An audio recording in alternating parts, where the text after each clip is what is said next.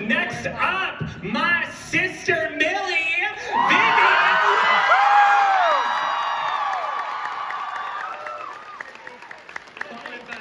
We don't know what the signs are right now. We have to prep this. You are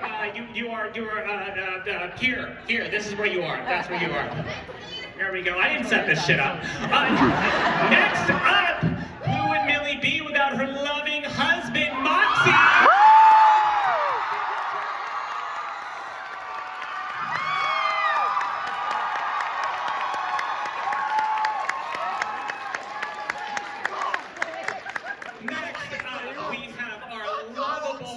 Tragic Goetia Prince. Yes!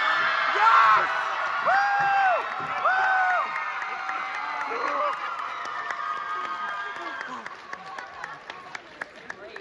And next up, his, as we all know, extremely loving and committed wife. Joining us this time, the voice of Stella, Georgie Lee.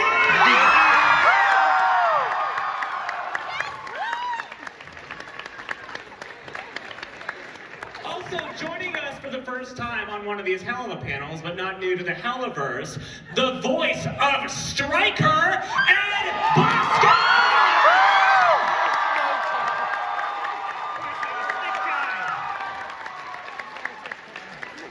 And last but not least, the Helluva boss himself, the voice of Brandon Woo!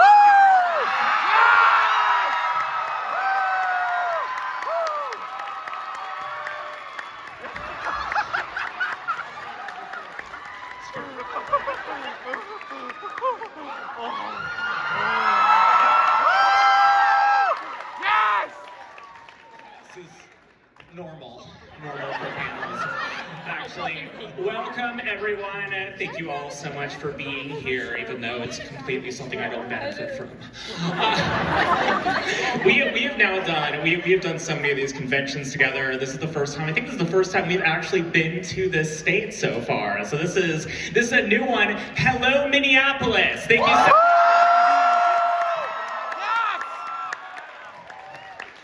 The fan response has been great. It's very encouraging seeing just how many cosplayers are out there. We've had incredible fans so far, and we're excited to see you at all of our booths out there. So I have a curious question, since several of us have done many of these so far.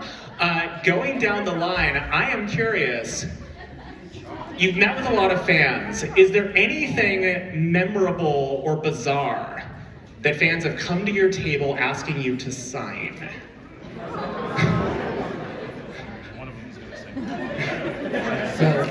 Well, I can start by saying, no tattoos. I don't design tattoos, I won't do it. I've had to, somebody asked me to design a tattoo on their body and I said no.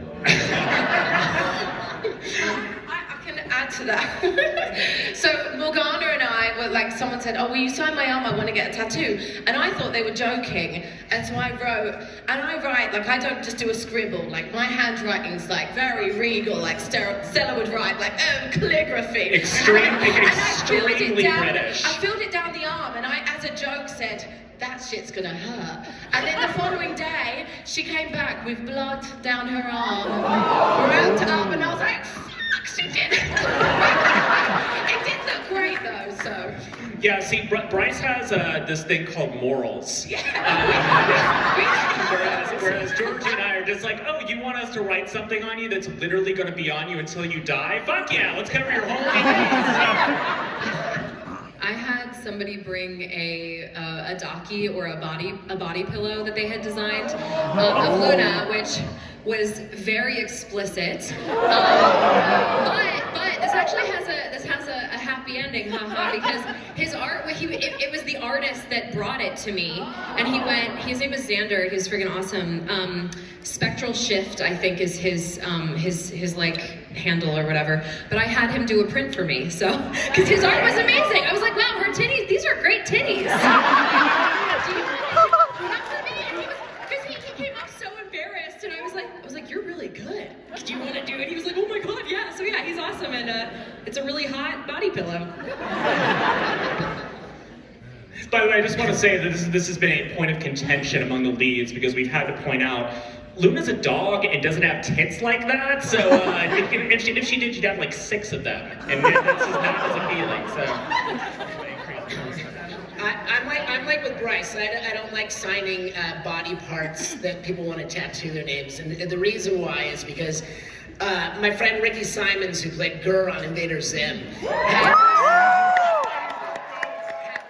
this saying, "I'm not going to sign my name on your body because if you wind up serial killed, I don't want them thinking I signed my work." Yeah.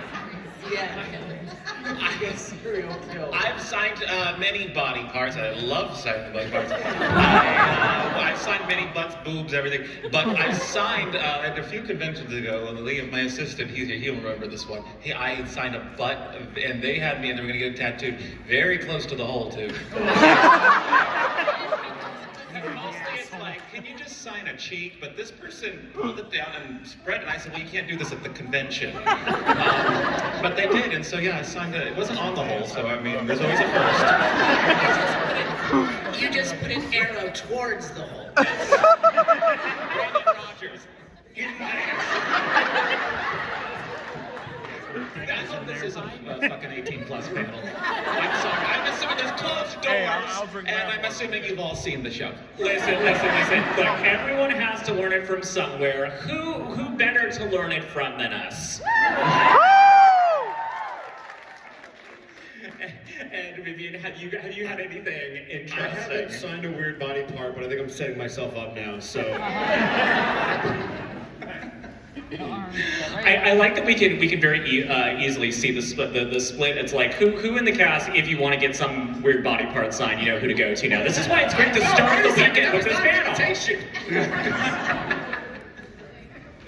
We are halfway through season 2 right now, and just to let you all know, I know you are all waiting for full moon right now.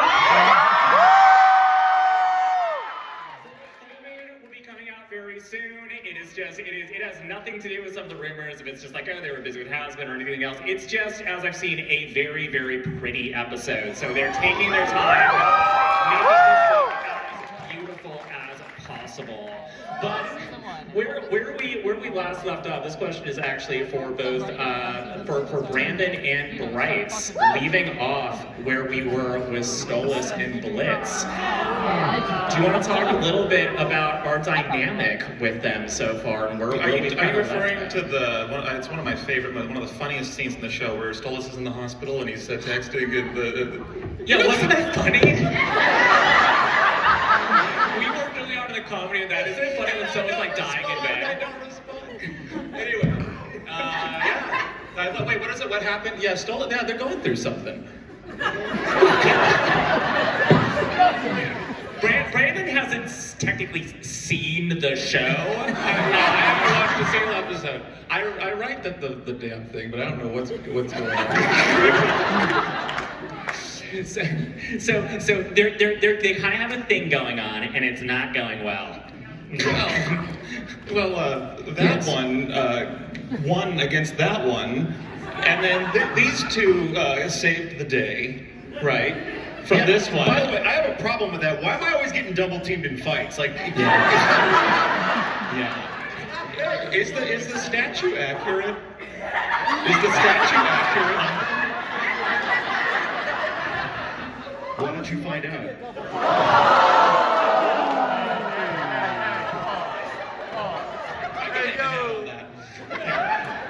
Why's it always got to be a sex thing? But yeah, I mean, where we left them off before, we're obviously going to be developing that a lot more. Something that we've kind of talked about panels on before, something that we are starting Full Moon with, which I think everyone can be excited about. We do have a duet. Huh? Oh yeah, this is about you, dude. We do have a duet coming up in this episode, and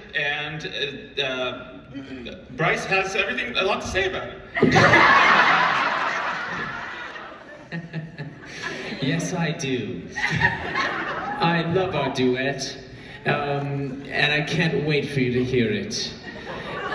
I think one of the things that we always love to talk about is music in the show and how Viv intentionally made this show live in a sort of musical Broadway way. She always wanted music to help tell the story, and I think Brandon and I have been sort of hoping and waiting that we would get the chance to make music together. So we'll see, you know, we recorded it so long ago. It was a while back. It was a while back. And I've never wasn't been it? more nervous going to a recording session than that. And these guys have heard this story a million times, but I always say, like, I've never rehearsed lines more. Like, when they sent me the demo of the song, and I remember driving to that shoot, singing that song in my car over and over and over. And when you hear it, you'll know why. It's way above my range.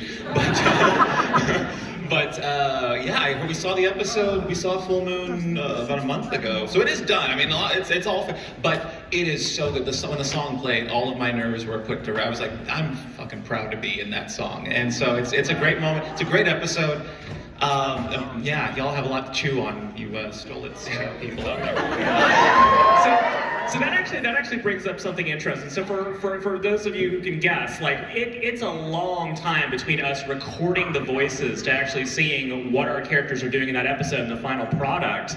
So good question for the cast. Has there been anything that surprised you once you actually saw the episode and saw what your character was doing, how the episode looked, versus when you actually recorded? Is there any moment that stood out for you that you were surprised at, like seeing the characters, seeing what they actually animated and what this visually looked like? Anytime, I mean, Luna has a lot of really badass fight scenes, you know, especially with Lily. And so they'll just be like, okay, just do some, yeah, hell yeah, fuck yeah. But I love it when there's areas of the episodes that are nonverbal, just seeing how they bring any little, you know, battle reaction I'll do to life. I swear, with this show, I feel like I could just be going like pee pee poo poo, fart fart fart, and people be like, "Oh, the show's so good," because the animation is so good that it's doing so much heavy lifting for me, not anyone else, just me. I suck, but no, yeah, it's really cool to see that, especially because I have no real inclination of what it's gonna look like, especially when it's more like nonverbal stuff. Touche. I think what's it, X's and O's? Is that when I save you, Richard? Yeah, that's the one that. This X is mine! That one. When I saw that animation, I was just blown in the dildos and the things. Yes, I was blown. That wasn't even drawn. That was an actual picture of a place. The dildo wall.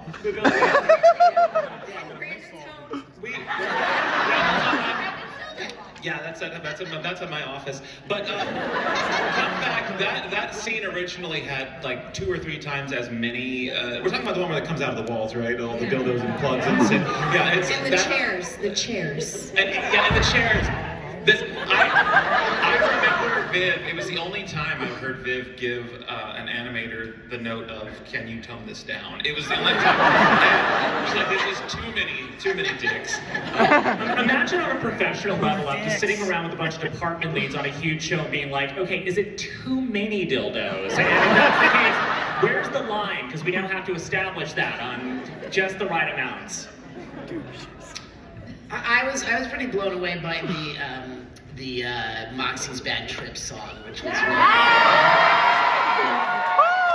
You're tripping balls, bitch boy!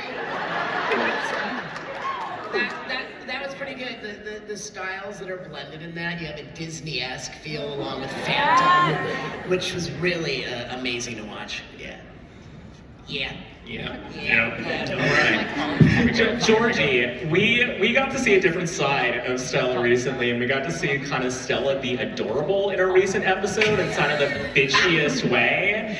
Her and Androlphus is a very different dynamic than we've seen her, because we mostly see her with Stolas kind of being, Very pissed off angry. and screaming. So now we have you with your sibling and just get to see like Stella being indulgent and conniving and And she's so she's so bratty in that episode, and she's just so absolutely unaware of her what will happen when she kills him. She just wants him fucking dead, and she doesn't care about the repercussions, and she's just in her own head, and she's like, "Wah!" So I like showing the bratty side of her finally, and not just being so angry at this prick. Yeah, she very much she did more than any time else in the series so far. In the most recent episodes of her, she very much comes off as spoiled, like teenage daughter, like definitely kind of like that childlike brat. Yeah. You can say that again. Shut up, prick. And now, so Ed, we now have you on this panel now, and I'm going to stretch that out so we can get the mic. We have you coming into the show, taking over as the voice of Stryker, and we get to expand on Stryker a lot in your most recent episode, because finally we're like getting away from the ruse and him sort of like being secretively like have this whole assassin plot behind her. So when you came into Stryker, what were your thoughts on like where to take this character next, now that he's like the mask is off for him? My first thought was don't screw it up, because everybody loved him, and then my second thought was, oh, he's really cool, I got this. So much so that I actually got help from a friend who's in the audience, Donna and Bennett, on the accent, because I didn't want to mess that up either. Because we definitely wanted to make him kind of like a Southern cowboy, but then to see how crazy he eventually got, like in the most recent episode where he like is holding someone at gunpoint and going absolutely Joker style crazy, I was like, this is fucking awesome. Like, people are like, he lost his mystique. I'm like, did he ever really have it? Maybe he was just a really good assassin who's also just a couple of bad days away from just going crazy. So I really enjoyed it, and hopefully the fans did too.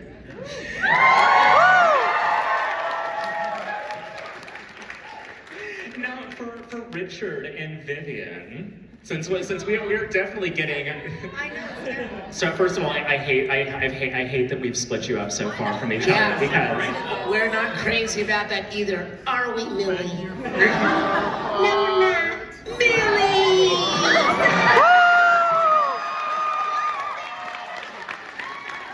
See, I hate splitting you up because all my favorite questions to ask you two are about like the energy and couple dynamic between the two of your characters. And we've got to see, like, when we first started out, it was nothing but sort of like very lovey-dovey. They're not, I don't believe they're even that long after getting married. I think they're still like pretty like a year into or something like that, their marriage. Yeah, they had their honeymoon during the opera episode. On the chandelier. On the chandelier. Yeah. I give them about 3 years.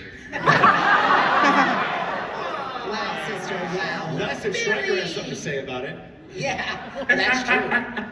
But going over like the dynamic between the two of you, what has been exciting for you to explore in their relationship, going from like the very sort of loving songs you sing together early in the season, and then the most recent episode, one of our more recent episodes, where we find a little bit of tension between the two of them when in Unhappy Campers. In Unhappy Campers, yeah. You know what's so cool about this is you never know where the story's gonna take you, right? Like I came in and I recorded for a cherub, and then I got cast as Millie, and then I learned more about her every time I received a new script. So just pulling back those layers and, okay, she's an assassin, she loved this guy, building my life and my world, and then tapping into this more relatable part for me where it's a real relationship, and sometimes you have to prioritize yourself, and how do you do that, and when do you do that, and why do you do that? And it's been a beautiful journey, Richard. Yeah. To explore the depths of a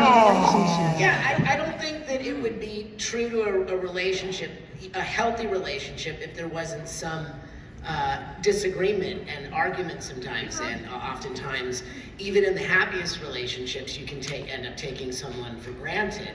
And I think that was really important in that particular episode because, Millie has always been the one that takes care of everyone. She takes care of me, she takes care of, except when she got her leg caught in a bear trap. Then I had to that's when she didn't like my hands. I don't have good hands. think that was an important episode because, you know, it gave a lot more depth to specifically the Millie character, which I thought was really good. And there's a lot more of that coming up very soon as well. So. Coming up, which we're very excited about. That is a few questions from me, but I'm going to guess that there are some people out in the audience who probably would like to ask some questions as well. Am I correct in assuming that? Amazing. Okay, well, let's start off right down this line. You right there. Yeah, you just raised your hand. I saw you first. Yes, you.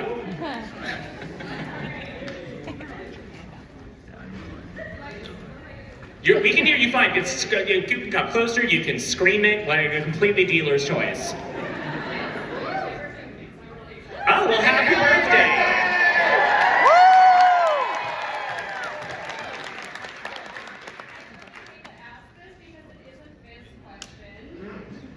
Let me call Alex. Yeah, he's on there, but Alex is not here. He is at Spamalot right now, and I saw him last week, and he's amazing in it. Do we know if we're gonna get any more of like Fizarali and Mammon, that kind of background, considering he was like blown up, like how did he? We do know. Okay. Yes. The answer is no. There's never a good time to fire two members of the cast. This is awkward. Happy birthday. Happy birthday, and also sorry to Alex Brightman. You will be happy with the future of the show, we promise. Yes. It's not hard to hide that one of his favorite characters is Fizaroli. She is not subtle, so lots more of that. Thank you. You, blue hair right there.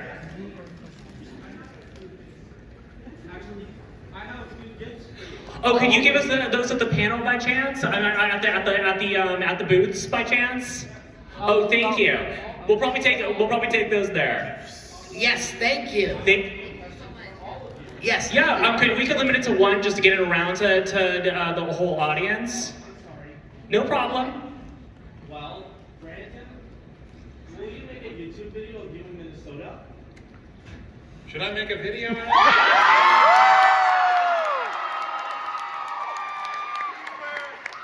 should just get a hat and throw it up like Mary Tyler Moore.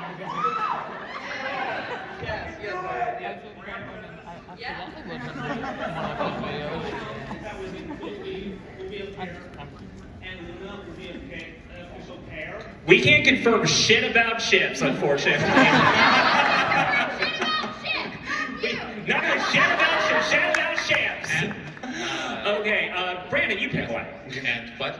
Pick someone. Yeah, my eyes are dog shit. I'm sorry. Oh, right there in the. Yes. Yeah. Hi.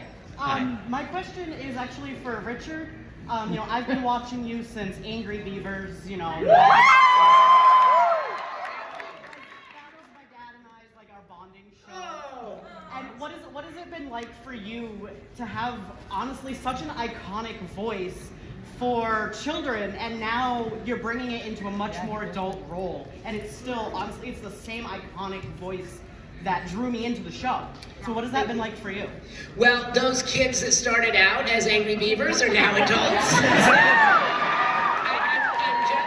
I'm just basically raising generations of kids. And also, if you have therapy bills, you can bill those to Richard for this POS. And all your parents owe me babysitting money.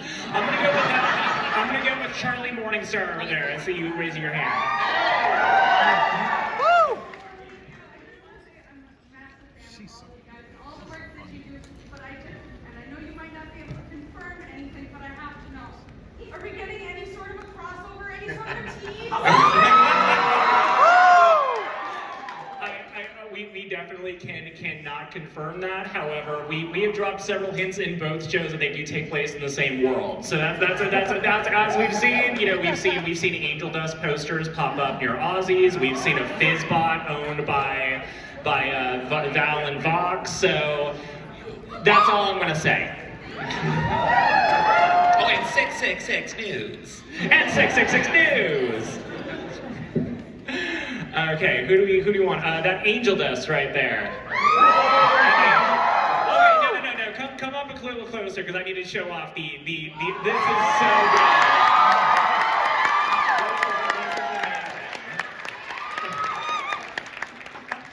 The way they move so well. This is insane.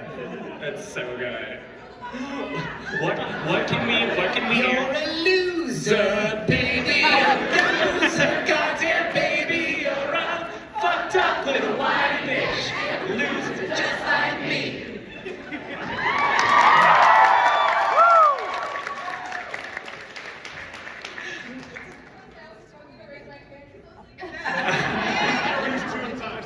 That technically means you get 2 questions. No. This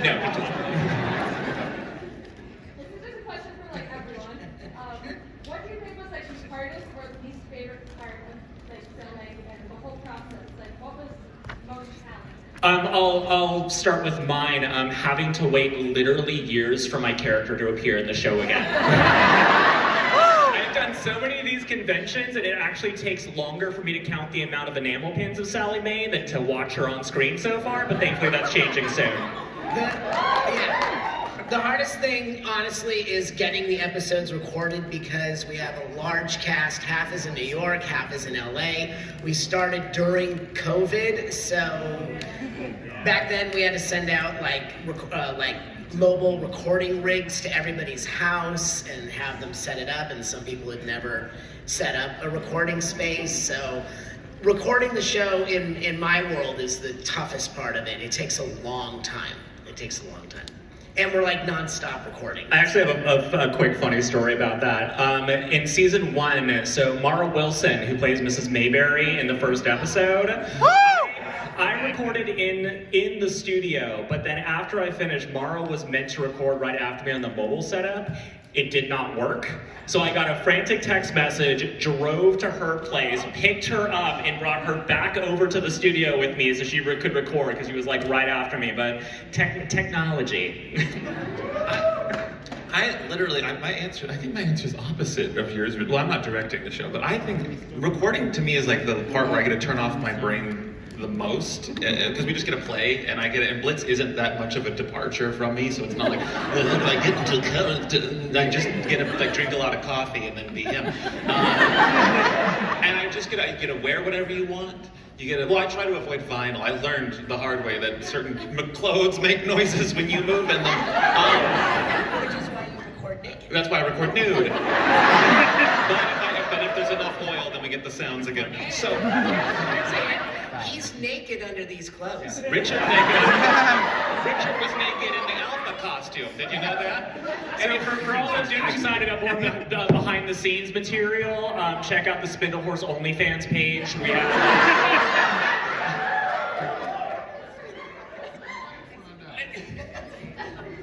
It's just us. It isn't the characters. It's just the actors. Oh, yeah, we'll work on it. I'm just talking now. So This is on, okay.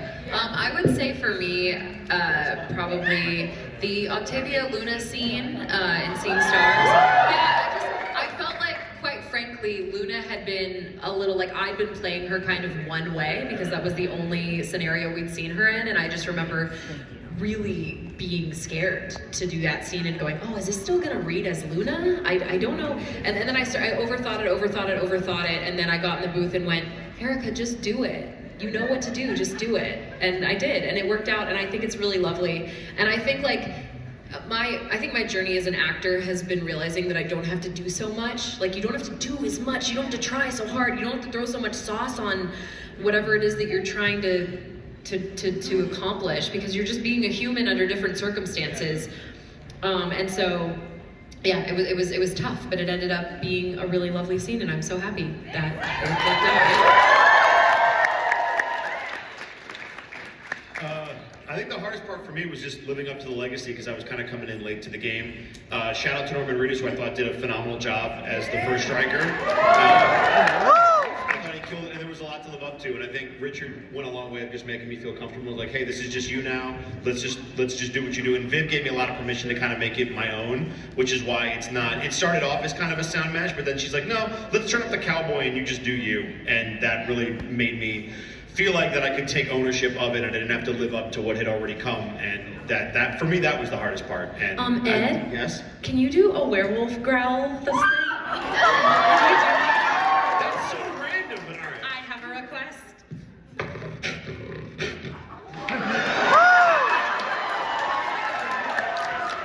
I just got goosebumps all over. Why was that hot? I think the hardest thing for me is I do a lot of yelling as Stella, and I need to make sure I can yell as good at the beginning of the session as I can at the end. And the last time I actually recorded in London, and I kept in a moment with in between scenes, I was like, oh, can I have some tea? And I was like, fuck me, I'm so British, but I needed to. I've never felt more cliche British, but I was like, I really need some tea for my vocal folds, you know. So I'm so fucking British. Yeah. So I think that was just making sure I lubricate my that's what I need to do is Yeah, honestly, hats off to Georgie. If anyone knows her personally, they know that Georgie's a very quiet person. I like to think I'm nothing like Stella, at least. The only thing she abuses more than Stolas is her voice.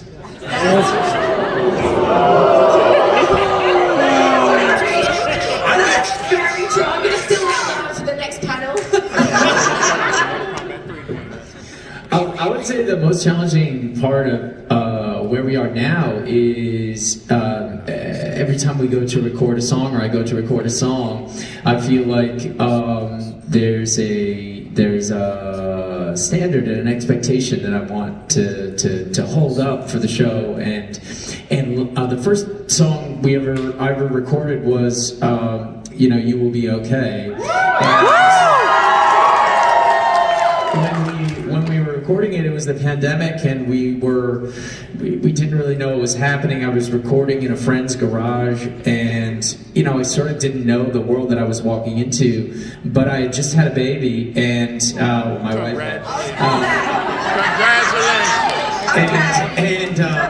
and I was here, I was a dad worried if everything was going to be okay, and I just remember using that in the song. But since then, now I know what I'm walking into the booth to do and uphold and try and create for people, and so bringing something of myself, but also the character to every song, and trying to do it in a booth, which I'm used to performing live in front of an audience and giving it away once and then it being gone forever. So you miss a note or something, it's not recorded forever and on the internet forever. But when we do these songs now, that's been a challenging transition for me to try and really listen to myself and make sure it's how I want it to be before it's out of my hands and I hear it again in 9 months time. So a challenging but a welcome challenge. I love doing. We just did it last week, and I just love doing it. So it's a bit of both.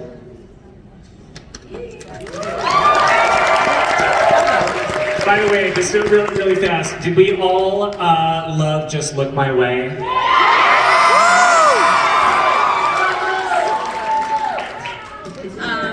One of the most challenging moments for me was I had to record a song, and I actually got it on my car ride over to the studio. So sometimes as an actor, you get things last minute, and sometimes you have time to prepare, and there's this want for perfectionism and to hit every note and every harmony properly. But what's beautiful is that we're surrounded by a dream team of professionals and directors who are cheerleaders in the booth, which you don't always have, and so they instill confidence in you, which gives you the ability to hit your mark.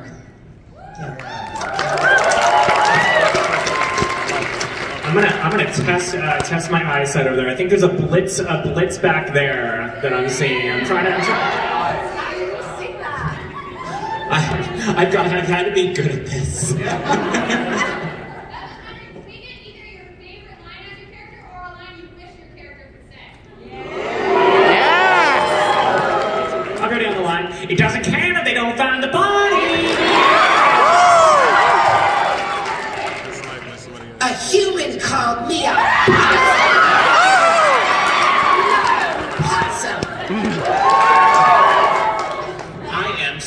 sorry I fucked your husband. Shut the fuck up! I'm gonna break you like a fucking horse. Are you going to fuck this one too? That was the sound of a fucking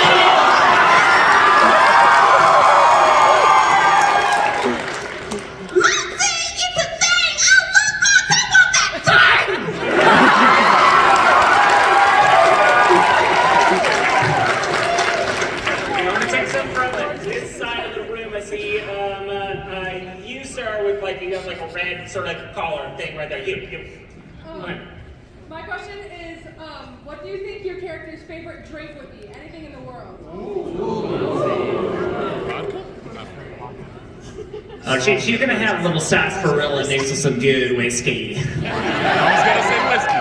I'll have a cappuccino, half cappuccino.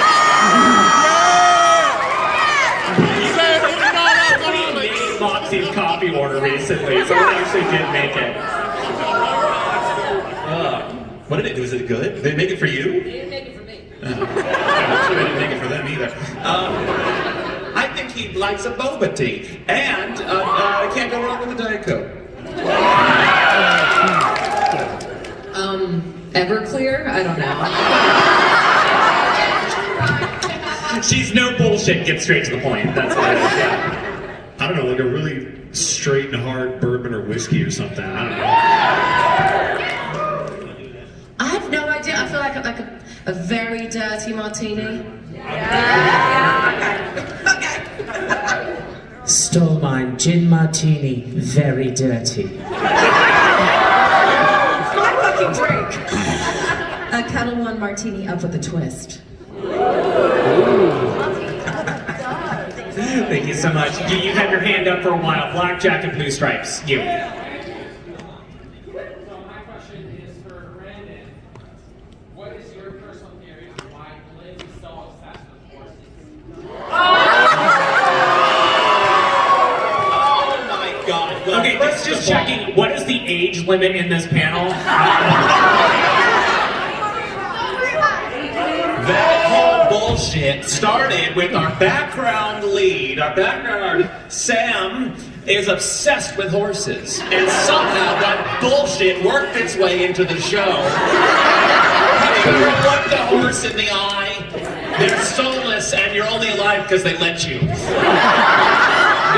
They are insanely horrifying beasts. That's the only differences between me and Blitz is that he's murderous and he likes horses.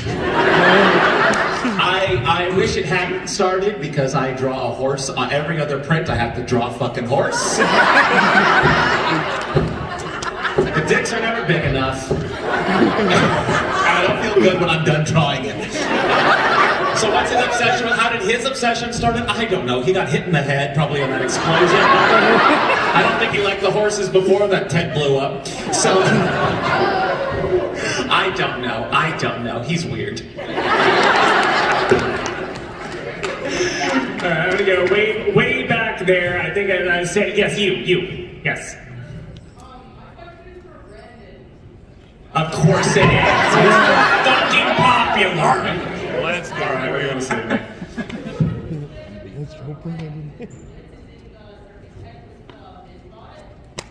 Wait, the first at Lululand when he's fighting the Robo one. Yeah.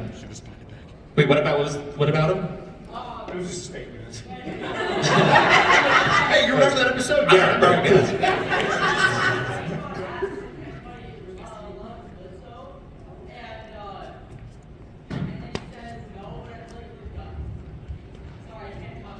No, that's okay. He is good with guns now. No, but I'm really good with guns now. Dance, bitch!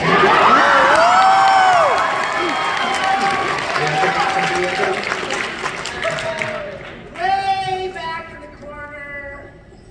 Yeah, that hand jump up like that. But yes. You. We're just gonna test your screaming abilities. So. So for Rich, I've watched you since I was a kid. And all your back, you go, why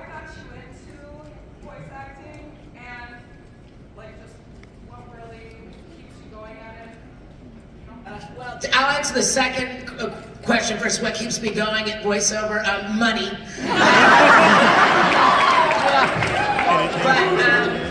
What got me into voiceovers, I didn't start out as a voiceover actor. I was an on-camera actor for most of my childhood and teen years and young adult years. And then around 1989 or so, or 88, there was a Writers Guild strike. So I walked into my on-camera agent and said, hey, I want to do voiceover, and they introduced me to a voiceover agent, and that's how I got in. But it was like an ugly duckling coming home to roost because everything on camera after I got past the nerd phase of my career was like, well, he doesn't look like he sounds, or he doesn't sound like he looks, you know. They expected me to sound like Brad Pitt or Tom Cruise. And Wait, do you not think you sound like Brad Pitt or Tom Cruise? I guess I could. But that's how I got in, and it's just been like a godsend. It's been amazing to me to be in voiceover. It's like, wow, to be able to make a living at this for so many years has been great. And thank all of you for watching the shows. Woo! Thank you. I'm gonna go, you got a lot going on with your mask there, and you look like your arm's about to fall off. So I'm gonna pick you just so you can save your arm. Oh, thank God. First off, thank you for coming to Minnesota. We all appreciate you. First off, we just want to say we appreciate your accents. My question is, if you really want the show to be funded for, I don't know, like 5 more years, why don't you make the thing from Lululand a plushie we can buy? I'll answer that, working on it. My main fucking job for the last few months has been making sure that the rest of this year and beyond that is filled with a lot of really cool Helluva and has-been merchandise. This is music to my ears. I'm just going, yes, please, let us give you your money, give you more money. Yes, please. This is what I'm explaining to people, so you'll get it. It will happen. Morgana is the definition of mother. Like she's traveling all across the country making these deals and taking care of us like we're her little children with one brain cell. It's I didn't really I didn't care for her before, but now I'm really into the whole mother and mommy thing. I'm finding the appeal here actually. I love you all. Here we go. Used right there. Yeah, black hoodie right there. Get you. So I know that not all of you were aware of the fandom that has existed for 10 years before you were roped into it. What was your initial impression joining versus how you feel about the fandom now that you have opted into it? I had a little experience with the fandom before Helluva, just a little bit. And y'all are still as crazy as you've ever been, and I appreciate it. I'm gonna say, you know, we actually talked about this like the other day. There's so much freedom for us within this fandom because of the indie nature of it. Sometimes you have to be worried about like how you act at conventions, whether it's gonna be pleasing some shadowy figure at the top of a studio line or something like that. You know, there's a lot of like, you know, lines you're worried about crossing and engaging with fans and having fun at conventions. We only have to worry about what Viv likes, and Viv likes when we're a bunch of chaotic fucks. So like, this has opened it up. This has opened it up for all of us. Like, we have so much fun at these conventions because you know you're all up for us being wild and raunchy and having fun with you, and it's a beautiful thing. Man, do what y'all do. We grown. Yeah, a lot of people ask, what was it like to say the F word as Invader Zim? And it's like, well, I wish you knew me at home because that's nothing new. But I was such a firm believer in Vivian's vision and where she wanted to take the show that I was just so happy to jump on board. That was just like, wow. And the fandom, amazing. I mean, look at all of you. It's like, without you, we wouldn't be anywhere. So I will say it's interesting. We talk to a lot of people who run these sort of conventions and like places we make appearances at. And if you're not in the fandom, you have no idea. And then we have convention people shocked that they thought that they had like these massive properties. They're just like, oh, this little indie thing, this little internet cartoon. And we show up and we like, our cosplayers outnumber the Avengers. And it's a whole world that is now greatly expanding because Has-Been's popularity is now spreading over to Helluva and beyond. And the fans are, and I just want to say, this is the best fan base in the world. I've seen lots of different fans in this world, and this one is the best. And I mean, we have such loyalty. Someone spent $50,000 on a spin-off episode.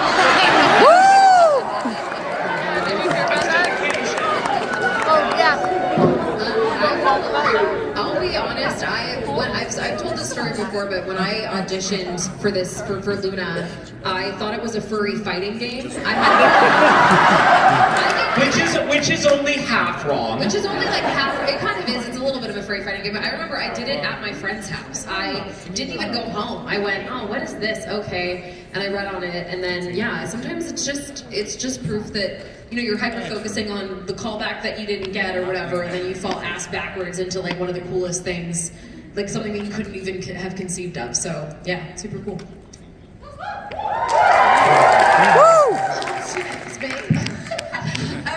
I'm just so excited to be here. This is like only my second time on this stage with these amazing human beings. So I think I'm still like learning about how many of you there are and this amazing fan base. I think I'm still in shock and in awe, and I don't know quite what to expect of this weekend, and I'm just very, very honored to be a part of this amazing cast on this amazing show and to get to be a bitch.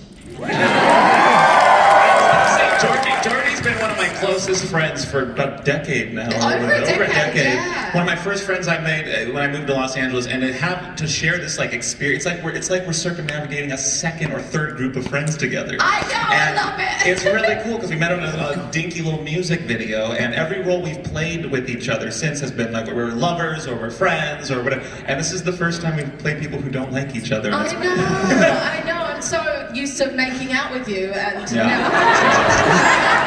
especially on camera. Husband, for fuck's sake.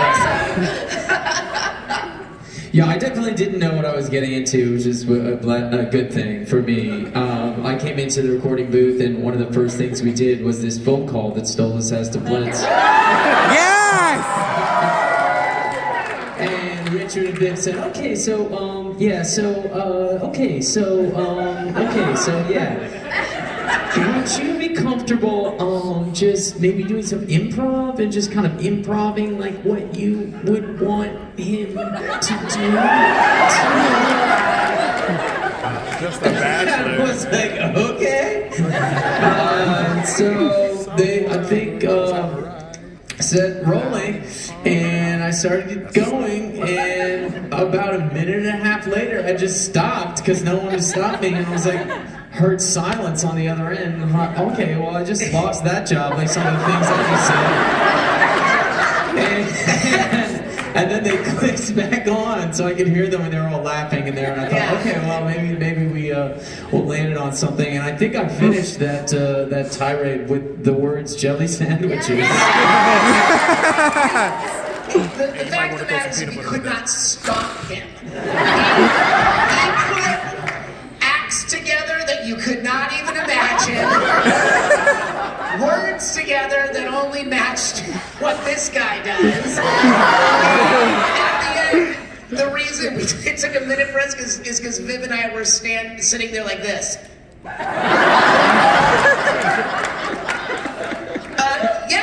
Yeah, that's good. That's It was like, do we need to do it again? No, I don't think so. I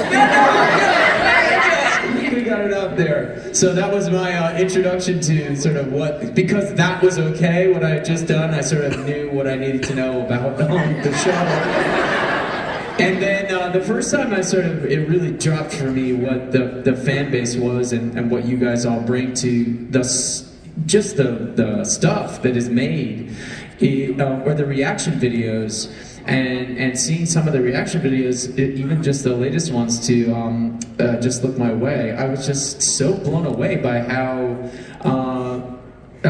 people people respond to this material and how meaningful it is to you guys. And as performers and artists and actors, I think like in each of us is some version of wanting to create meaning in the world somewhere, in a world that feels meaningless a lot of the time. And so whenever we get little dribs and drabs of proof that we've helped create meaning in someone's life. So I love coming to these conventions and hearing from you what meaning you've derived from this thing we're all a part of. It's just been so incredible to be embraced in this way and to join the fandom myself.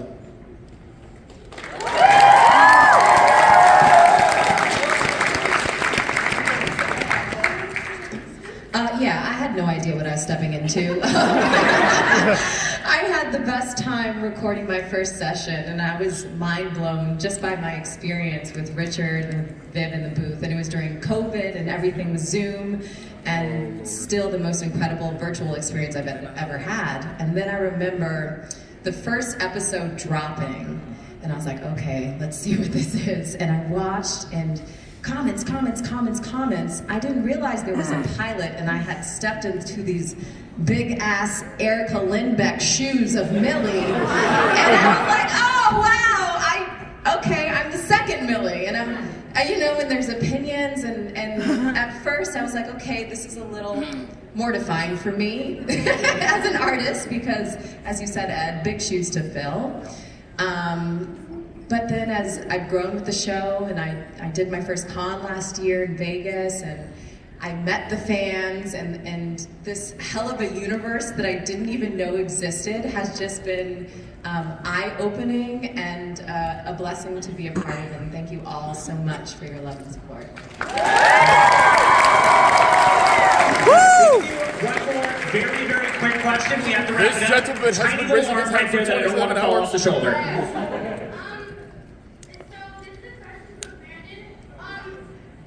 How did you like working on Aspen after getting popularity from Helluva? Yes, that's what happened. Breaking those news and those bus sizes. I don't know. I like it. I like playing Katie Killjoy. I get to play two red, hellish people obsessed with show business. Yeah, I love her. I love that she breaks her neck all the time too. That's nice. The neck breaking is fun. Did that answer your question? Okay. Thank you so much. Thank you, everyone. We want to grab a quick photo with everyone really fast. If you wouldn't mind sticking around with selfie with you. If you want to get your print signed, we're going to be downstairs. If you want to get weird body part signed, find me, Brandon, or Georgie.